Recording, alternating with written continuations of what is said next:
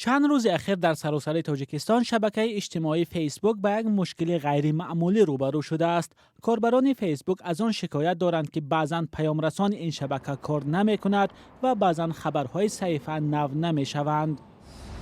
مقصد همون لینتایی که خبرها نشون میداد، هوای مقصد زاگرسکا میرفتن نشون نمیداد اما عمل کنند. پس صحیح بود، مقصد فیسبوک همچون محکم بود. تماما برای درآمدن با فیسبوک مهم بود، نمیشه درآمدن. مسئولان خدمات علاقه تاجیکستان در یک پیام تلفنی پاسخ دادند که شبکه اجتماعی فیسبوک در حدود تاجیکستان فعال است، در حالی که خدمات پیامرسان این شبکه از طریق کامپیوتر تقریبا در همه شرکت‌های ارائه کننده اینترنت فعال نیست.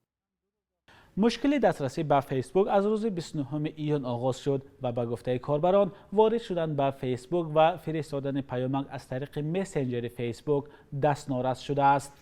برای نمونه اگر شما خواهید که از طریق پیامرسان فیسبوک و یا مسنجر به یگان نفر پیام نویسید، این پیام شما نمی رود و در اینجا هم نشان میدهد که گویا اینترنت پیوست نیست. ولی وقتی فیلتر شکن و یا با اصطلاح معروف VPN پیوست میکنید، این پیامک شما طریق فیسبوک ارسال می شود.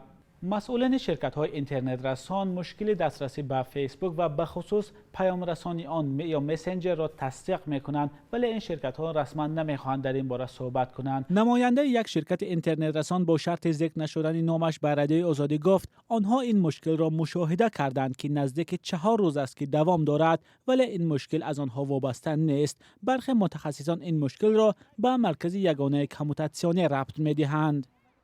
با احتمالات زیاد گفتم ممکن است که گپ در سر فعالیت مرکز یگانه کموتاسیونی و فعالیت همون مونوپولیست می رود، چون که مشکل در آن که پیدا شد پس مشکل در همه پروایدرها پیدا می شود. محدود شدن دسترسی به شبکه‌های اجتماعی و سامانه‌های خبری در تاجیکستان حرفی نو نیست. بیشتر از 5 سال است که گاه دسترسی به شبکه فیسبوک و سامانه‌های خبری چون آزادی و آزیا پلوس محدود می شود.